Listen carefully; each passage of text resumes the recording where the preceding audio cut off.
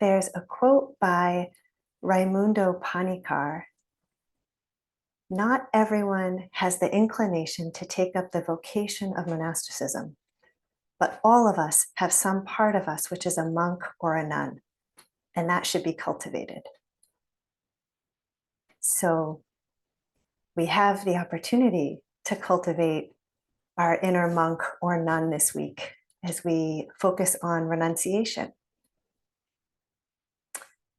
Nekama is the Pali word for renunciation, often translated as to go forth, to go out, giving up the world and leading a holy life, freedom from lust, craving, and desire. Often the going forth is really connected to going into monastic life, right? Monks and nuns are even called renunciates. And another translation is the pleasure of renunciation, the pleasure of renunciation. And I appreciated that one of the definitions noted that the Pali word seems to emphasize more what is gained in the going forth rather than what is left behind, as the English translation renunciation does. And this feels really important as we turn toward renunciation this week, focusing on noticing what is gained in this practice. Because we gain so much by letting go, by setting down, by abstaining. We gain space, right? By choosing not to act, we create space to notice and observe what's happening, which gives us the chance to actually connect with what's here, opens the door to appreciation and gratitude. And Pema Chodron echoes this. She says, the ground of renunciation is realizing that we already have exactly what we need, that what we have already is good. Every moment of time has enormous energy in it, and we could connect with that. So there's this life here. Every moment has so much energy that we can connect to and appreciate.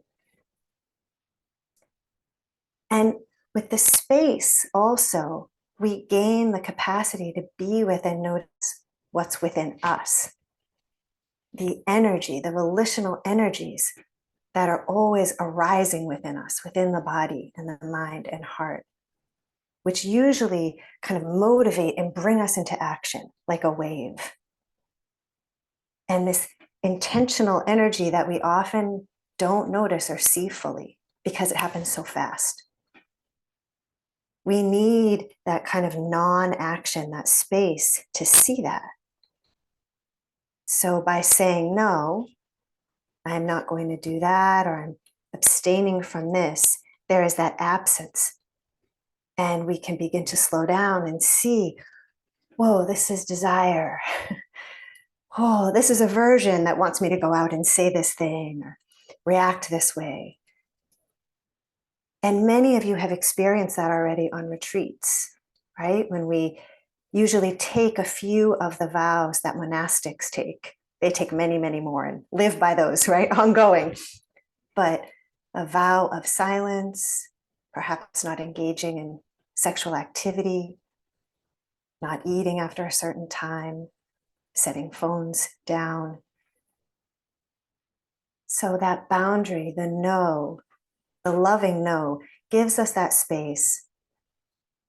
In that space, we have the opportunity to gain wisdom and insight. And ultimately, renunciation helps to uproot greed, hatred, and delusion. And as we hear that, sometimes there can be a reaction like, well, that's really extreme, right? I'm not those things. And yet we want to really see all of the subtle ways that we are motivated into action by those very things without realizing it. We roll our eyes or snap at someone we love. We send off that judgmental text or email. We spend hours watching our favorite show and kind of emerge a little bit in a stupor. At least I do. And so seeing this, really seeing the energy of our intention, volitional energy, takes time to really deeply get a felt sense of. It's not cognitive. And so renunciation gives us that space and the opportunity to have reps, just like our meditation practice on the cushion. And so as we begin to see more and see what's going inside, we can feel into our interconnectedness more. We may understand impermanence, cause and effect more deeply. And this often leads to us wanting our actions to be motivated by the intention of well-being for ourselves and others, non-harm. And this is that connection, right, between wise intention and wise action. And there's an image that I really like from the Dhammapada. As a bee gathers nectar and moves on without harming the flower, its color, or its fragrance, just so should a sage walk through a village. And there's that movement, right? The aliveness. This is about how we move through the world. We're taking responsibility for our energy because we can see how not being mindful leads so quickly and so easily to discharging greed, hatred, and delusion out into the world and onto others. And with renunciation, we're kind of choosing instead to metabolize those energies within ourselves. And this is that also connection between renunciation and sila, ethical practice. And so as we consider all that we gain, right? Space to connect, appreciate, the capacity to discern our intention, commit to ethical action, it brings joy. And the definition that I shared at the beginning, the pleasure of renunciation. There are so many poems and suttas where the joy is what's focused on, right? These words like bliss, delight. Just looking at some of these, like, whatever bliss in the world is found in sensual pleasures, these are not worth 1/16th part of the bliss that comes with craving's end. All embracing love, freedom, these are the words associated with renunciation. That peace and relief of not being so driven and caught by our desires and aversions and our blindness, and in knowing that we're not adding more harm to the world. So Lori and I really wanted to invite everyone to choose one thing this week to focus on in your practice of renunciation. And we thought it might be better to really focus on one, hopefully because it will be a little bit more attainable, rather than kind of this sense of like, what do I need to renunciate? Like there's so many things. And also so that we have the opportunity to go a little bit deeper if we're focusing just on one thing. And to do this together so that there really is that support. So I'm just going to say some ideas, but you may have your own already. One may be to give up alcohol or caffeine use this week, to consider any of the multiple ways of setting down unwise speech. So perhaps not talking about anyone who isn't immediately present. This is something Joseph Goldstein has shared practicing. Or refraining from emailing, texting, having conversations when there's kind of judgment or harshness present for you. Or maybe give up checking social media. Maybe abstain from acting on sexual energies. Limit your water use to that which is only needed. Maybe give up buying anything single-use plastic, right? Anything that includes that. Not watching TV or movies or shows for the week. So these are just ideas and none of them is bad. The point of renunciation is not to label anything as evil, but really to be working with those energies that move us into them and our relationship to them.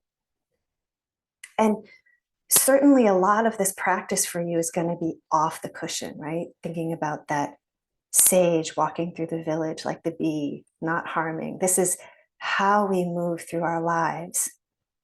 But also on the cushion, you might consider you'll probably come up against the same energy, right? It's going to be there. And so there can just be that extra attention of like, oh, right, this is what causes me to write that angry email. This is what, I'm sitting here just thinking about all the things I want, what I want to eat, right? Just kind of noticing the energy of it when you're on the cushion. I'm choosing to focus on setting down my phone when I'm not just like needing to answer a call or setting an alarm. And I definitely have parts of me that are rolling my eyes, like, really, you have to work on this, but I do. I have really noticed that I'm going to my phone much more frequently and compulsively when I'm tired, when I'm anxious, when I'm bored, when I'm irritated, um, checking the email, reading the news, playing word games, looking at and researching things that I might want to buy. And I keep doing it, even though I always emerge empty, kind of no sense of time and place, not connected to myself, not connected to anyone around me. And so that's really what I want to focus on so that I can understand a little bit of what's going on there and maybe feel into some options for caring for myself that are a little more wise, and I can be a little more present. So this is a poem by Ryokan, which I felt like brought together a lot of this. With little desire, all is sufficient. With grabbing mind, myriad things are confined. Light vegetables satisfy my hunger. A patched robe wraps my body. Walking alone, I'm accompanied by deer. Singing aloud, I play with village children. I wash my ears in a creek under the boulder, delighted by pine trees on a ridge. So we hear so much of what's gained by renunciation, right? The spaciousness, contentment, and connection with what's here. Aliveness of kind of moving through our lives with kindness and non-harm, and the joy and freedom and relief in that. And so let's practice together, connecting with our inner monastics this week. Thank you. Thanks for your attention.